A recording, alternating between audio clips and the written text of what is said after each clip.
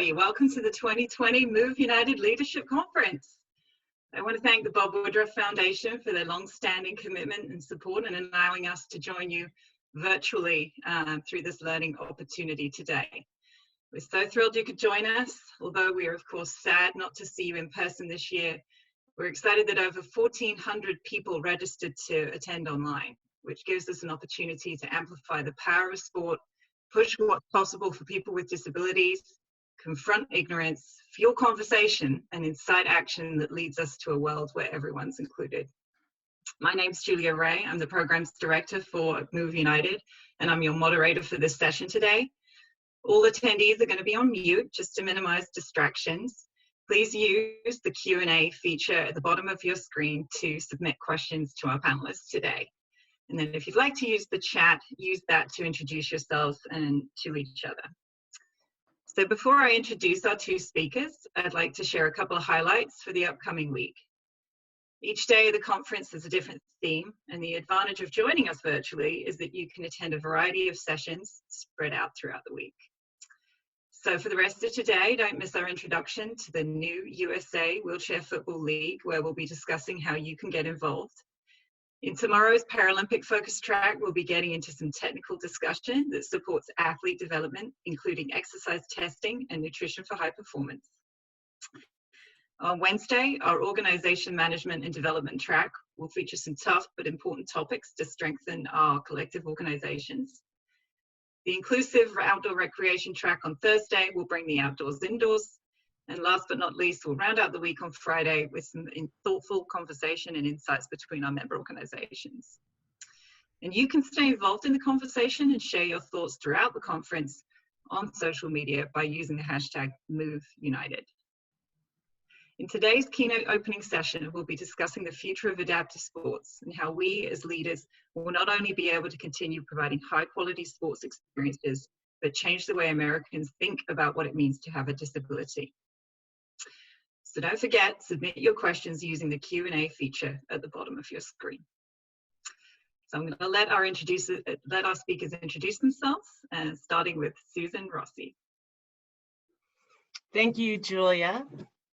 Good morning, the whole United States. This is so exciting to be on this call with you all virtually. So I hope you're excited for the week, and I welcome you. I imagine I have lots of colleagues and friends out there that I've met along the way. So I'm excited to be with you today.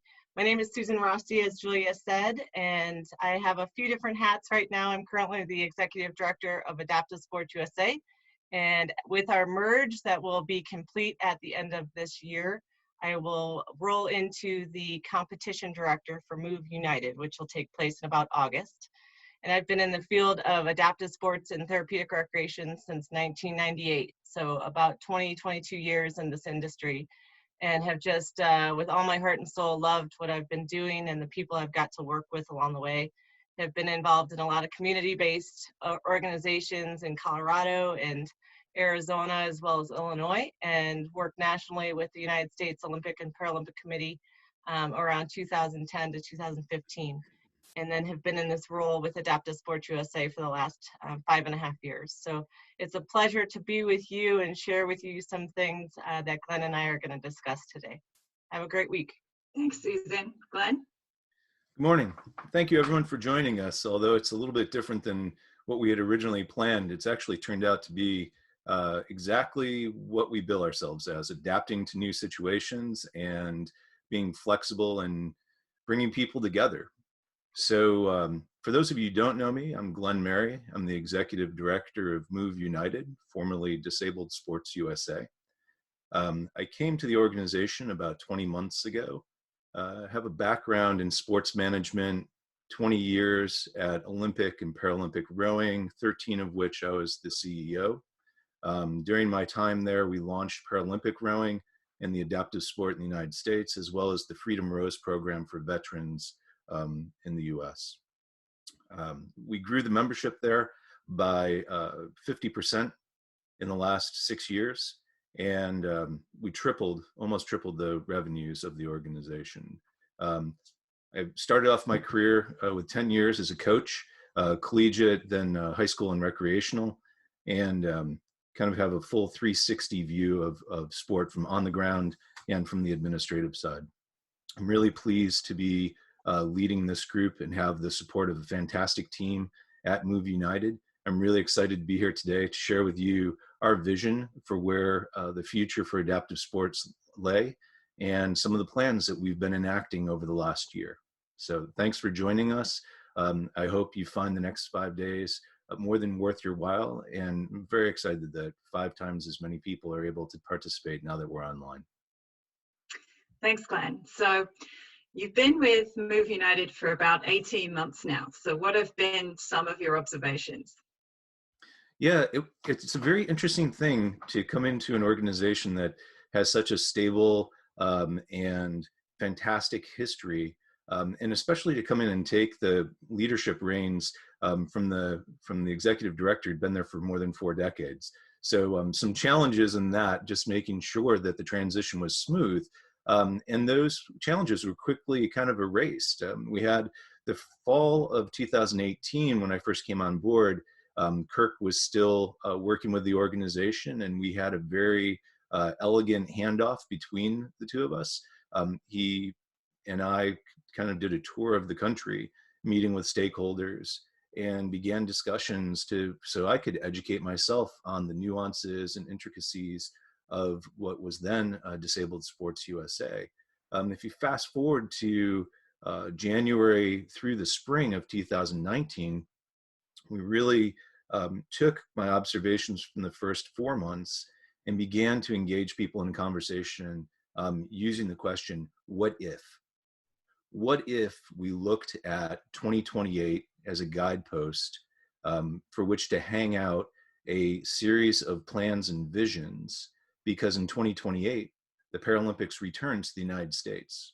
In my experience over 5 Olympics and 3 Paralympics is that when a host nation is engaging with the Paralympics, the attention of that population, whether it was London in 2012 or Beijing in 2008, returns and magnifies what's going on. There are a lot of people that don't have any idea how to be active.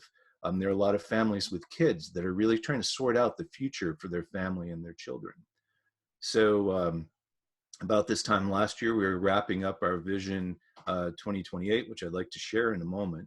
But what I've learned is we have a fantastic chapter network, and the power of our organization is rooted in the community-based organizations that provide the programming on the ground.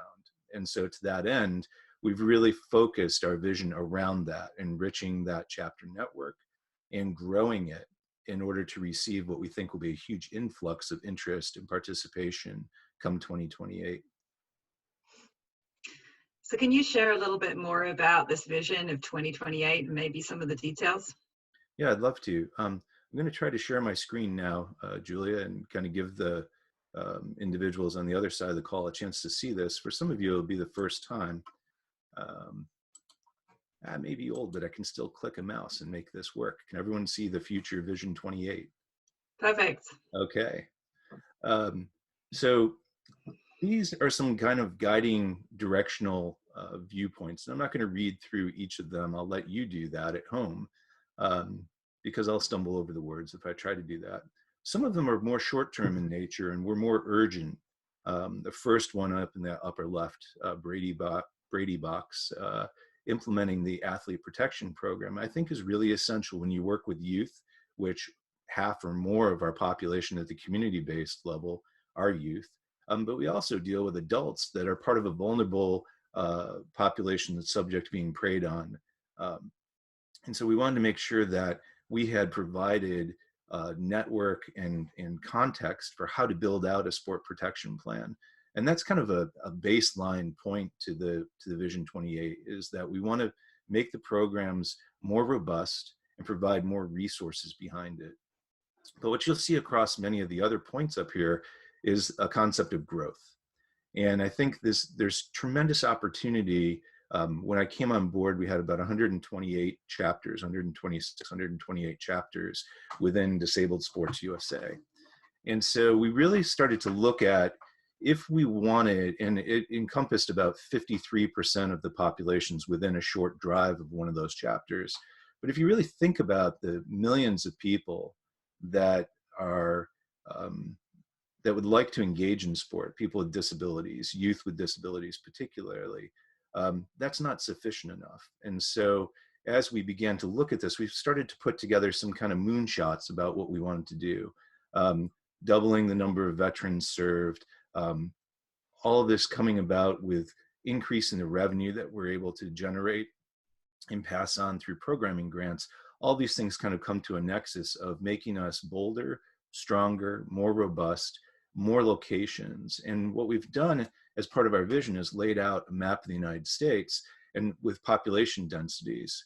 And over the last 9 months, begun to really focus in areas where we aren't strong, where we don't have a presence, where there's a lot of people and a lot of potential need, identify those and look for other partners there. And so using that as kind of a metrics, we've been able to begin to map out our future. And in the last 6 months, we moved from 53% of the American public to kind of mid 60th percentile, just through active recruiting and reimagining what our membership looks like. And that's, I think, an important distinction. In the past, we've always talked about just chapters, and chapters remain the platinum level of this kind of pyramid of membership. Separate organizations, clearly and solely focused on adaptive sport programming. Really, that's the pinnacle of the membership. But what we recognize is in order to grow, we need to bring in additional input and expertise that exists in other organizations that perhaps they're sports organizations that are inclusive in nature. So they're not just focused with people with disabilities. Perhaps they're parks and recs, so quasi-governmental agencies. Perhaps there's some for-profit organizations out there that have great best practices to bring them in and engage them. So at the end of last year, you'll have heard about us launching a new membership series and really recruiting around that. We've brought on board about 30 new chapters in the past 6 months through this intentional recruiting. And we have about another 28 chapters that are in application process right now for the 2020 year. You couple that with what the work that we've been doing with Adaptive Sport USA and that merger, and you begin to kind of understand what this vision is, to create a very robust network of opportunities for our community to engage with us. In the last year, we recognize that with this growth, we're not trying to create a smaller pie with more people eating off of it. We're trying to create a larger pie that benefits all of us. And so we've had some real focus around revenue generation, finding new sponsors. City came on last year. We've expanded our relationship with several of our other key national sponsors and taken some new sponsorship activation programs to really engage across our chapter network, whether it be volunteers or programming grants. And I'm really pleased to say that from the end of 2018 through till this budget year, we've doubled the programming grants from $1 million to $2 million, and that's direct money out to the chapter network. I'm going to stop sharing this slide and we can get back to the question and answer. Thanks for sharing that, Glenn. Susan, I'm going to direct the next question to you. We've been working in the adaptive sports industry together for a very long time now, and been kind of working side by side a lot. And some would say that the merger between what was formerly Disabled Sports USA and Adaptive Sports USA was long overdue. Some may be surprised. So maybe would you talk about, from your standpoint, why this merger is important for our industry? Absolutely.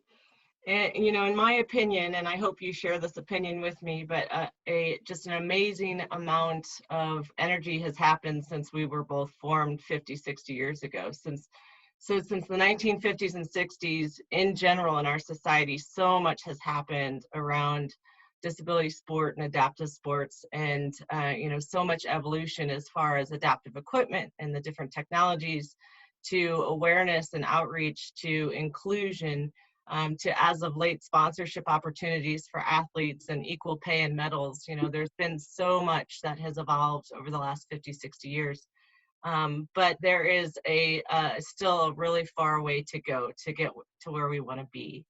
And it's definitely time to go in a little bit stronger and bolder way, and a united way. So there's no doubt this is the time to maximize resources, especially during this pandemic, to prevent duplication of services and to really clear up any confusion that might exist out there nationally and locally. So between these organizations, we both are very strong entities, and there is a ton of history and expertise in both of these organizations. We both have, pass-through funding and resources around training and education and resources around insurance. And bottom line is we are both serving the same end goal, which is athletes with physical disabilities and those organizations that serve them, helping them achieve the goal of getting engaged through sport. So these conversations might have happened a decade ago, 2 decades ago, and it was a good conversation, but this is definitely the time. There's absolutely no doubt that we need to go further and bolder together into the future. So we're excited. We're excited to see that, those athletes that are out at Ski Spec that might not know about the event series that Junior Nationals has traditionally done, and can get engaged in that on the other side on a summer sport, as opposed to just being involved in the winter sport. And those athletes out at Junior Nationals might not know about Ski Spec, and so there's just more awareness across the board, as well as more energy as far as funneled and directed energy to get the things that we need to get done. So those that have been involved over the last 60 years, we thank you. And we're so excited that you're at the table with us now for this transition, because it's going to be pretty spectacular. Thanks, Susan. Couldn't agree with you more. And I think as well, some might be concerned that we might change our culture and some of our goals we've had as an organization in the past. Maybe, Glenn, you'd like to speak to what you see us carrying forward as far as our respective organizations' cultures, and maybe what we can expect to see that's going to be bigger and better ahead. Yeah, I think what was remarkable to me coming on board and meeting Susan in the fall of 2018, amongst others, at the Multi-Sport Organization Council with the U.S. Paralympic and Olympic Committee, was that it was remarkable to me how similar the culture was. While we approach the programming and the chapter networks maybe from a little bit different perspectives, the culture is very much volunteer-led at the community-based chapters and members, which means you have to have engagement. It means that you have to find ways to reach out and communicate. And I think over the last 9 months, the things that I've been trying to shift and change within what was Disabled Sport USA and create unique opportunities for those conversations, whether it's chapter meetings at the Hartford Ski Spectacular or attending last year's leadership conference and having several in-person coffee hours, and that is really that opportunity to bring the community together. And while Adaptive Sport USA and Disabled Sport USA may have seen themselves differently, well, we do summer and competition, and well, we do winter, and we do recreation. That really what we all do is change lives through sport. And I think that vision for how sport is unique to American culture, and it really is, it's a rallying point throughout all of America, whether you're a kid learning to play on the playground at age 3 or 4 at preschool or kindergarten, and you're making up your own rules and figuring out those social contexts, or if you're learning skills and how to be competitive because you're taking on a travel team, or maybe high school or college athletics if you're fortunate enough to play on a college team. Or maybe you're not that athletic, but you and your friends go to major league games around the country, and that's kind of, you're a Browns fan or a Bills fan, which, let's face it, if you're one of those two teams fans, you really are about sport and the love of that community, because you're not there to watch them win. And I say that as a Bills fan. But sport has this unique ability to draw people together, and both our organizations share that cultural sense for how we become more about equity, more about engaging and inciting people to action, more about using sport as that lever to move a person from being on a couch to realizing that there's a place for them, that they then translate that into getting a job, or engaging in some other social activities or taking a leadership role within a sports organization. So finding those places, whether you're an adult or a youth, to transform that person, I think that's a really common cultural aspect.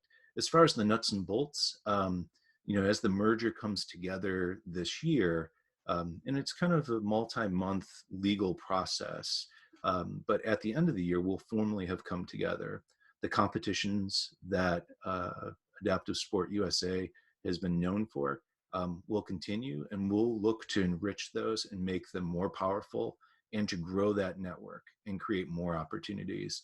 The programming and the relationships we have with our critical stakeholders and partners, such as the VA, will continue to expand and create new opportunities there.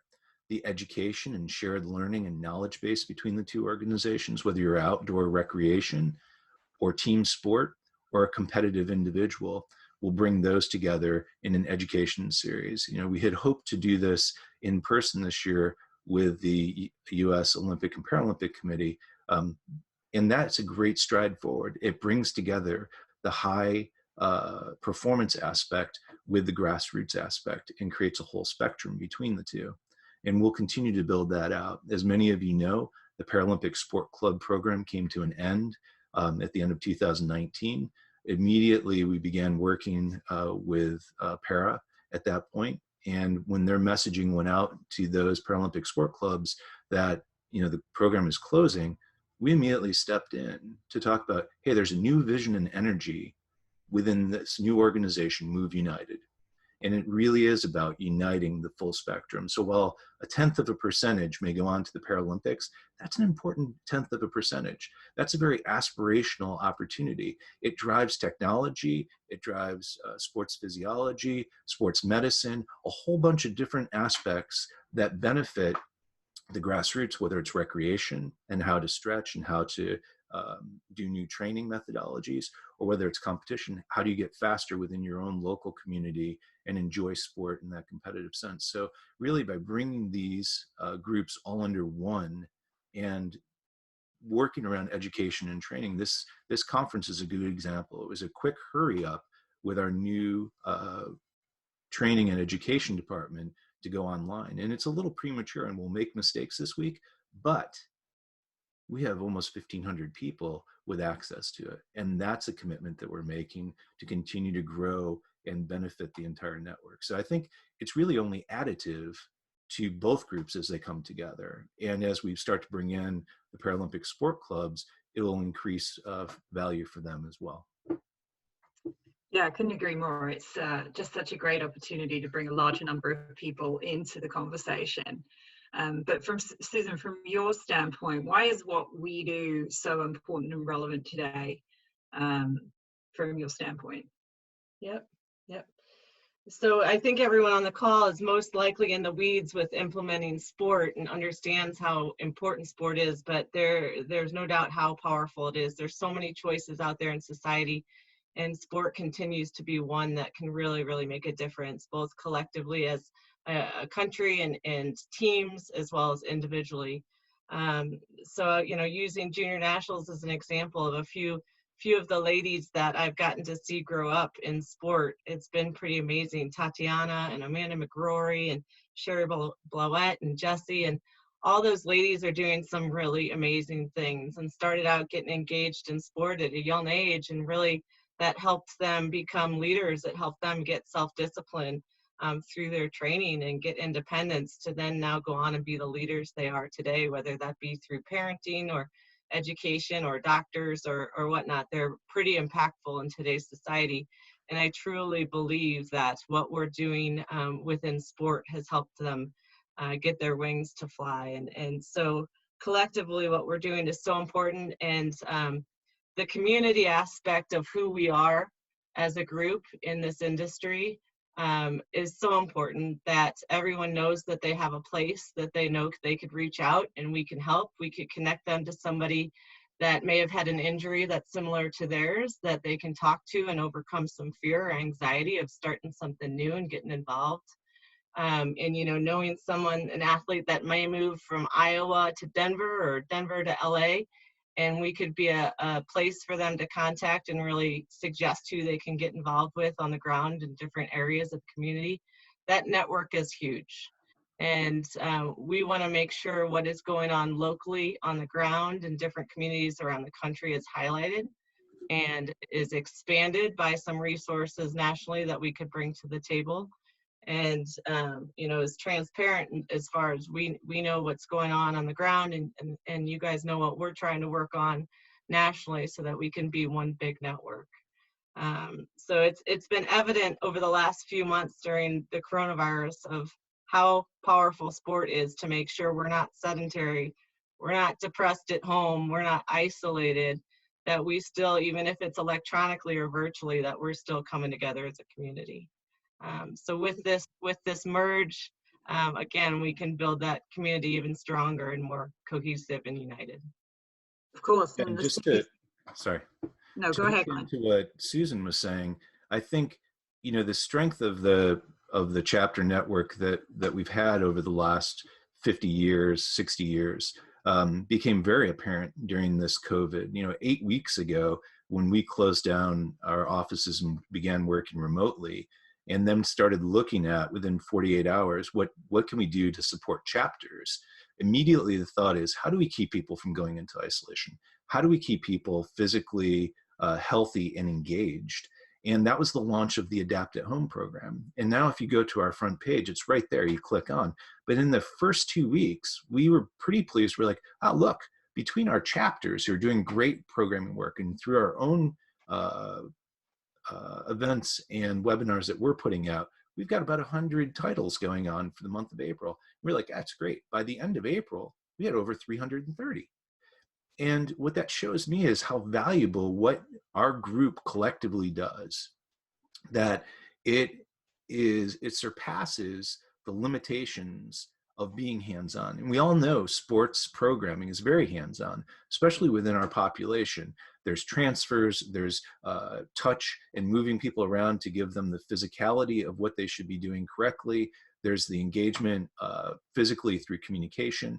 And so to do that off of a two-dimensional screen, you lose some of that. So maybe it's not as good, but to have 330 titles, I mean, that reflects so positively on this network and the creativity and the adaptation that we bring on a daily basis. And it has worked. The hashtag Adapt at Home Challenge, it's engaged several hundred people in posting what they're doing online. Is that enough? No, it's not enough, but it's a start. And no one was doing it before. And now it's being replicated and copied by some of our colleagues, friends, and competitors, which is great. It means that more people are getting engaged. It means that they're not sedentary. And I really feel that as we look at the future, there'll be more opportunities in this way to engage individuals through technology. And this experiment this week is a great test to kind of see where we take that. I'm sorry, I cut off whatever your next question was, Julia. No, I really was just co-signing on some things that Susan and you had said around the CDC still advises, people be physically active, and especially during this time, it's really important to stay healthy, and is going to help protect our bodies as well as make them stronger. And the events that we've been hosting virtually are a small part of that. But we also want to play a role into how we can return our athletes to play safely. And we'll be talking a lot about that later in the week as well. But I want to go back to some things you mentioned, Susan, around competition and kind of your future role, if you will, with Move United. And we've had some questions as well about whether or not we'll be hosting events or whether we'll be supporting chapters.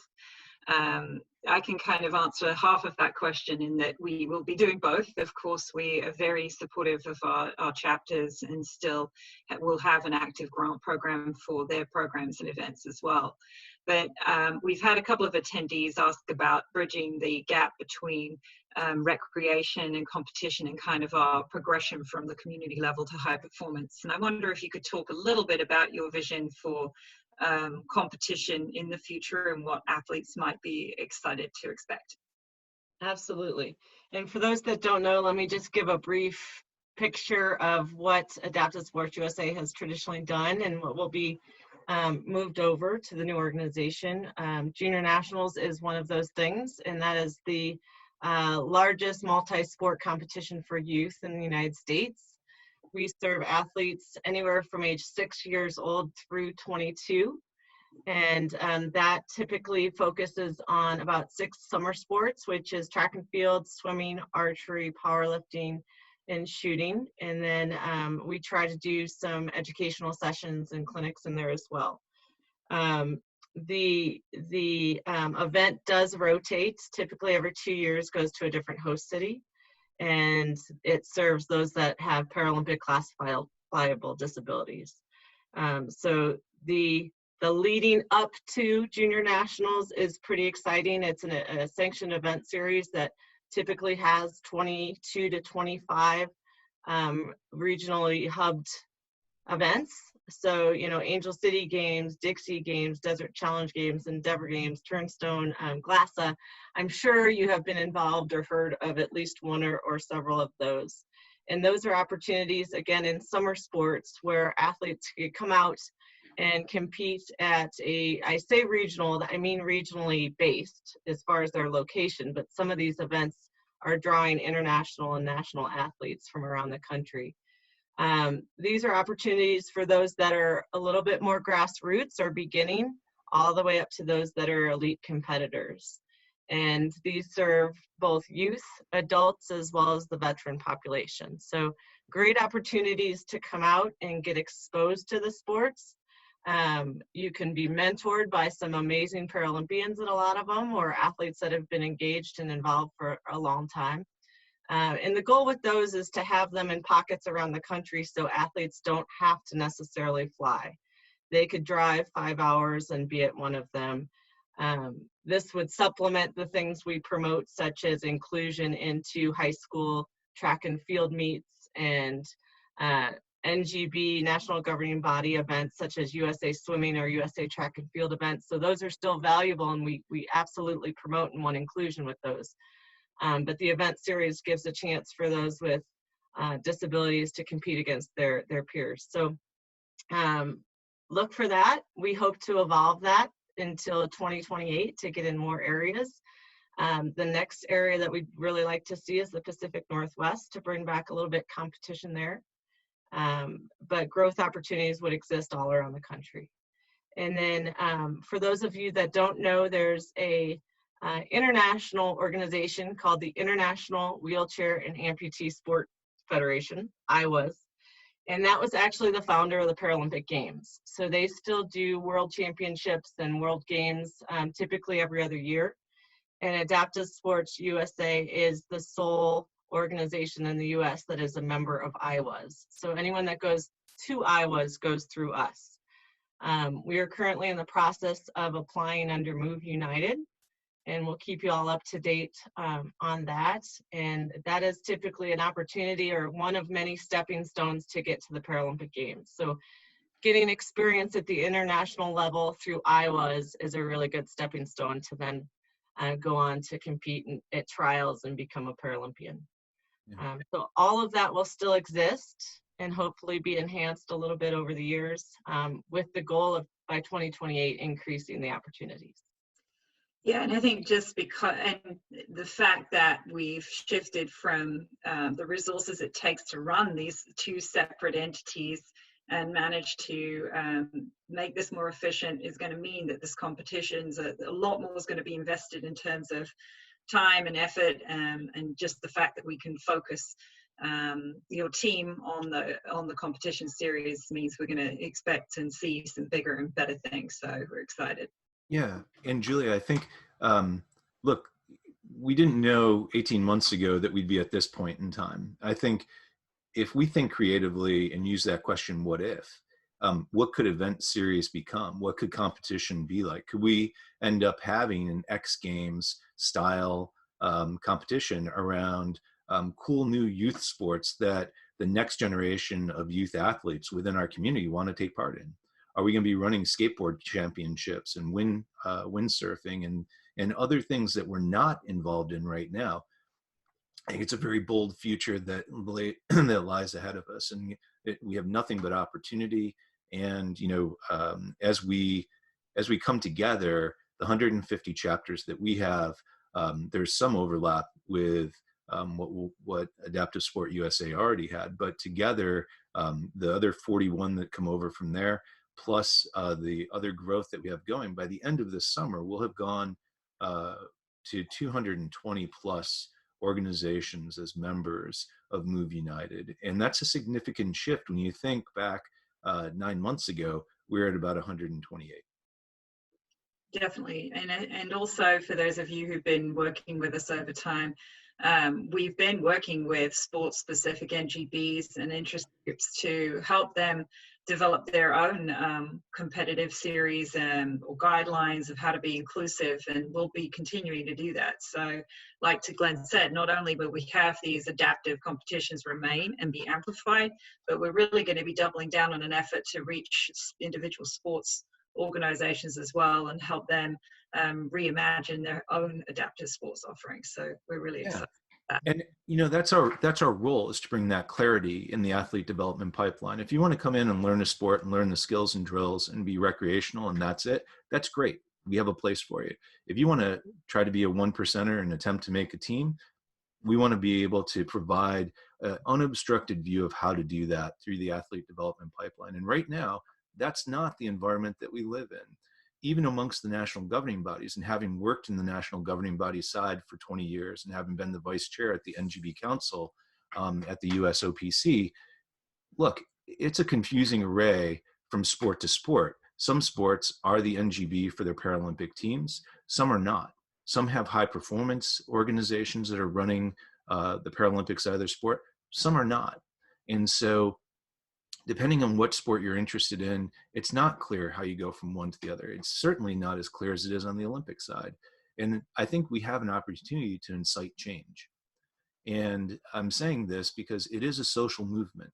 Why is it that there's no clarity? Well, from our end, we can provide better clarity on everything up to making the team. But let's challenge our partners in the national governing body world. Let's challenge our partners in the youth sport communities, the AAU, Little League, other sport entities that engage these age groups from 5 to 12 to rethink what equity and inclusion mean in their environment. I mean, we can engage a whole host of children that are not doing sport right now, that are not active, that are sitting at home, either on their Game Boy or just sitting at home. And that's a shame that they are. And we need to challenge that. That's part of engaging this movement behind Move United, is forcing social change at a bigger level. And we don't have the roadmap to that yet. We know that's where we want to get to, and we're looking for allies to move that forward. And when I say looking for allies, the people already on this call are part of our network. They're already allies and stakeholders. We're looking at how do we push out and how do we measure that change through partners like the Bob Woodruff Foundation that's supporting this leadership conference and has been supportive of the NFL launch of wheelchair football, creating new opportunities, right? There's one, but NFL's another. What other partners are out there in the corporate world that can help shift and change public opinion about engagement and what should be the norm for youth, and by default, develop to be the norm throughout society? Thanks, Glenn. I'm going to get to kind of one of the tougher sides of the questions we received over the weekend, which is around some of the challenges our industry faces, particularly in the world of dealing with COVID-19. And somebody had asked about guidelines that we're going to provide to our chapters and members. Can you maybe speak to that and wrap in what you see as maybe some other challenges that we should at least have eyes on and awareness on so that we can be ready to tackle them head on? Yeah, I think there are a couple of aspects around that. One is we don't have the answers to say how we return to normal, or even if there is a normal to return to, if the new environment is such that it requires greater restrictions and barriers between individuals that make it more difficult, specifically in our community. If you're dealing with deaf athletes and you're wearing a mask, just simple day-to-day things. But what I will say is this is a question that there are a lot of people working on in the sports industry. And from that, there will be derivatives for different aspects within that, whether it's youth or professional or whatever. We ourselves have put together a group to look at this, including medical professionals, including people from the chapter network that deal with day-to-day programming. But I think we're going to be a little slower to return to what used to be normal, if we can even get to there, because we have a population. We want to make sure that we're not increasing the risk for them health-wise. And, you know, I think we have to remain driven by our mission. We have to remain driven by doing good for people, not putting them in harm's way. And I'm not balancing this against profits. I'm not balancing it against travel teams. I'm balancing this against what's right for the people that we serve. And so our answers may be a little bit different. I think you're going to see more protective barriers between participants. I think you're going to see smaller group sizes as we move forward. I think you're going to see greater attention on testing, and that people have going to have to take some responsibility for themselves as well. They're going to have to show up ready to have interaction that's not quite the same as it used to be. There's going to have to be greater reliance on family members or people that are around them 24/7 for aid and support. And that's not our normal, right? Like in many of our chapters, you have volunteers that are in an aging population. That group is going to have to be kind of thought through. They're statistically at a higher level or a rate of risk.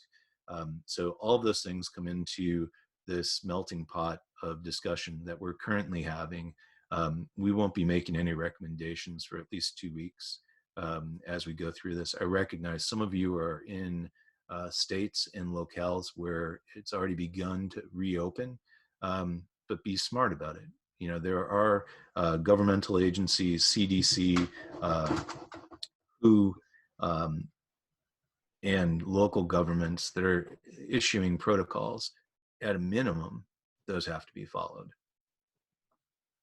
For sure. And we did send out some preliminary resources that we've been gathering last week. So if anybody did not see that email, we are happy to pass it along. But there's a lot of guidance being created daily on this topic. Certainly from USOPC, as Glenn said, the WHO, CDC, there's guidelines around hosting mass events, cleaning and disinfecting, you name it, and also sports-specific guidance from various sports agencies coming out as well. So we're gathering all of those, we're reviewing them, and in addition, we're looking to unique concerns of our industry and getting our panel to address those. And we'll be talking later in the week. We've got a Wednesday session also examining this topic, and we'll be discussing it in more detail. You know, from the more urgent standpoint, we recognize all 150 chapters from Disabled Sport USA were closed temporarily. And we launched early surveys to find out how much of a threat that is to the going concern or continuation of programming once we do have the opportunity to open. Because of that, we launched across the Adaptive Sport USA and Disabled Sports USA chapter networks an emergency grant fund, which we just wrapped up, and I think checks literally went out over the weekend. And we're supporting about 25, 26 organizations that we recognize through going through financials and having interviews with them, like they're not going to come out of it without some additional support. And we're not daddy warbucks, so trying to figure out how to create that pool of money to allow them to continue and to function is really important. It's literally putting our money where our strength is, which is that chapter network, and trying to make sure that the most susceptible or most vulnerable chapters can come out the other side of it. You know, we spend a lot of time intentionally finding the partners in the local communities. We want to ensure that the great programming that people are doing is able to continue. And with that said, we're trying to figure out how to find the financial resources to promote that long term. And we've certainly tried to provide the educational resources on the front end over the first 4 months of this around how do you deal with HR issues and contracts, and what do you do about applying for the PPP rounds 1 and 2? Or is that something you can use?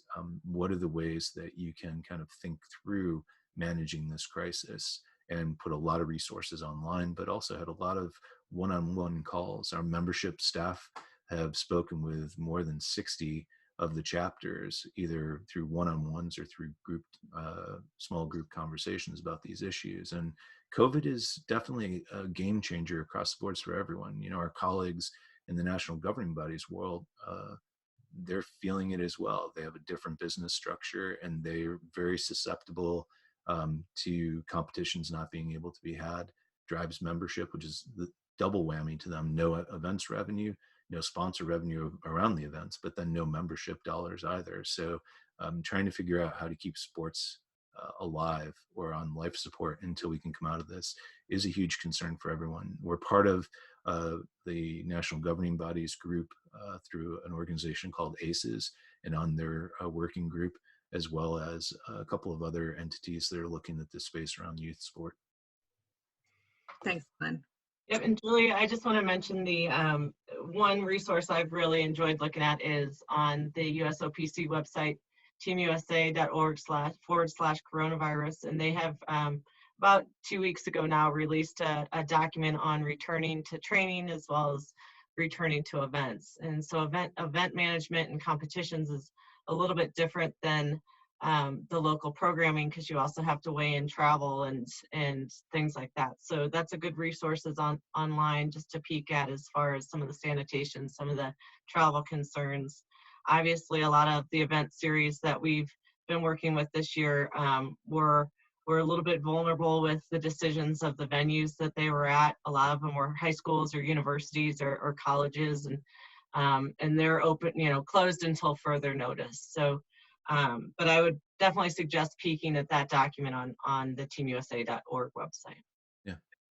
Yeah, sort of just make your knowledge in this area more robust. We've got lots of resources, and that's more coming soon on that topic.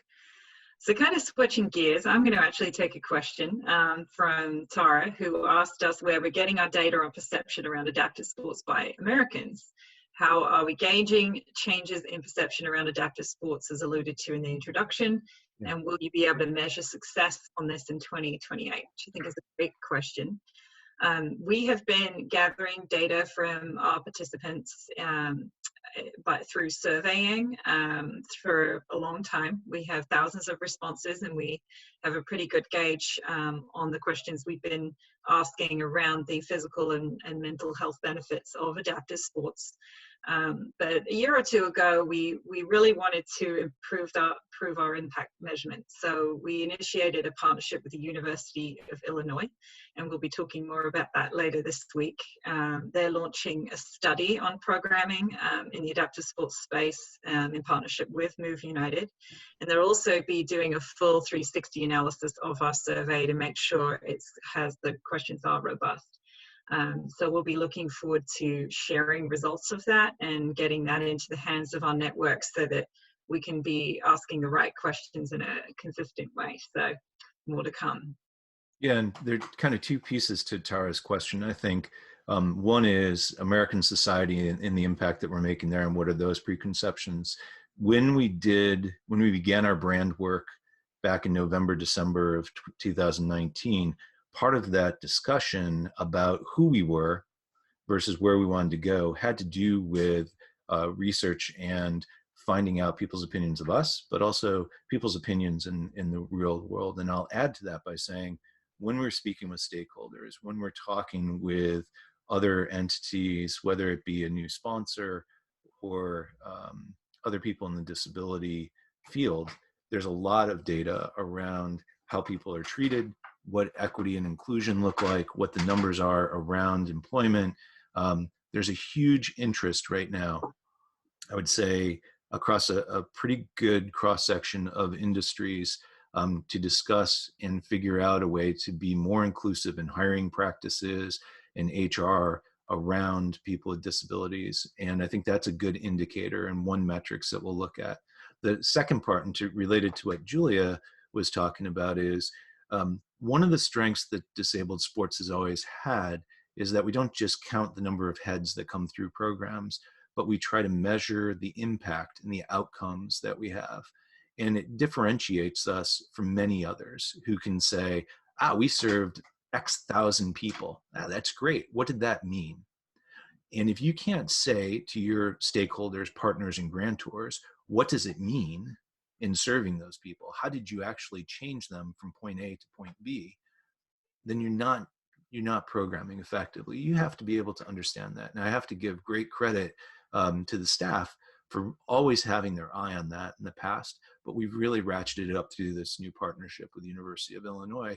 And it's something that we remain committed to building and growing, is to be able to talk about our impact with real metrics and to set targets based on the baseline that we've started with to improve that, so that we know that we're changing people's life, whether it's using the CDC Index of Quality of Life and trying to compare that from start to end in a program, or longitudinally over many years. There's not many doing this type of research. There's no one doing it around people with disabilities.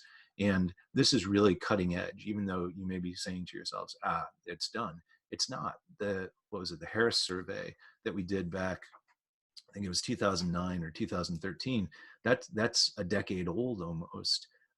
And so creating this new research allows us to go out and say, hey, you know why you should support us? Because we actually make a difference.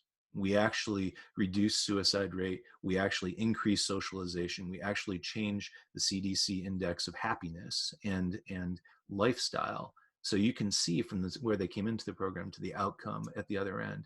And of course, it's important how many people we serve, because that then tells the amplifier effect that, if this is how much you're changing someone's life and you do it 100,000 times versus 10 times, your impact is just that much greater. So that's a really critical point to the future of our organization in this Vision 2028. It's not just serving more people. It's not just being there for more people to see us from the outside. It's that what we do is important and makes a difference. Yeah, now more critical than ever, of course. So we're looking forward to chatting with everyone more about this in our session later in the week. I want to get to some questions as well that we had over the weekend, and Susan, you might be able to speak to this a little bit. Someone had asked around grants and the grants that we'd be continuing to offer to our chapter membership, and really how this merger will affect our status, particularly with the VA grant. And we've also had one or two questions around how our what the focus of our grants program will be. We've had grants go out really under three major pillars around veterans and service members with disabilities, youth, and then also training and education, and those will continue. We've been really proud to have over $2 million in grants go out to our member network last year, and we think that's just a great achievement, and also reflects on everyone who participated, and you really served a lot of people in need, and really was wonderful to do that with everybody. But maybe, Susan, if you've got anything to add as far as the VA specifically and that question that someone had. Sure. For those that are Adaptive Sports USA chapters, as mentioned, we will finalize our merge by year end. So any involved in our grant right now, we have both a Craig Nielsen Foundation grant and a Department of Veterans Affairs grant. Those will both end in October. And anything moving forward, our proposal for 2020 will more, if selected, will move forward as Move United. So we value training and education and pass-through fundings similar to what Julie and Glenn have shared, and we hope those opportunities will continue. On the data point, I just want to give a thank you to all those that have been involved as chapters, because not many people like to do reports and pull data, and it's often challenging to find consistent good data. So the reason we ask for data with Move United, as far as through grants or through chapter reporting, is to do just what Glenn had said, and that is to really show what good work is being done to create more sponsorship and grant opportunities moving forward that can be passed through. So know that that data, anytime that is requested, isn't just, a waste of your time.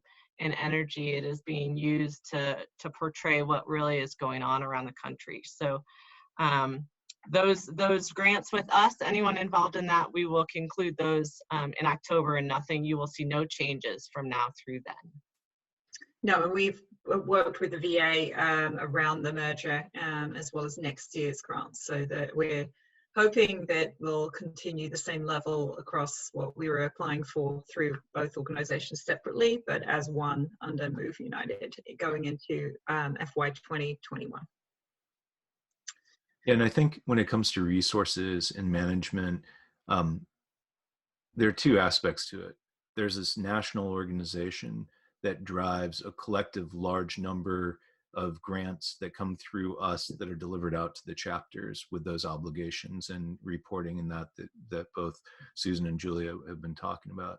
There's also the opportunity as we move forward in this. Many of you have the sophistication and the ability to find your own partnerships, and how can we help support that is by getting out of your way, first of all, and not competing in those sections. VA is a good example. Many of you have direct relationships, and we encourage that. The other is to create opportunities with national level partners to find those local communities that they want to engage in, whether you're part of the city program in the volunteer engagement and are receiving grants through that. Although that's a national relationship, they're making those connections at the local level. And the importance for you at the local level is to make that the best that you can. Be who you are. Your strength with these partners is that you're genuine and that you're the real deal. You're not using it 90% of it for marketing. You're using 95% of it for programming. And that's what they want to see, is how you're impacting. And where we can continue to build tools, or where you find that you need tools to help find those local partnerships or quasi-local regional partnerships, reach out to us. That's something we need to know, because that's a resource we can help build and put back out there. Of course, there are some partners that just want to deal with one interaction. They want to deal with Move United, and their back and forth is with us and our interactions with the chapters. And by and large, that's what we do best, is take that, move it through the system, 90-95% efficiency through to you, so that you're getting those dollars. And we have 4 or 5 great examples of that at $500,000 or more a year that flow through our organization directly to the chapters. And we'll continue to build those opportunities.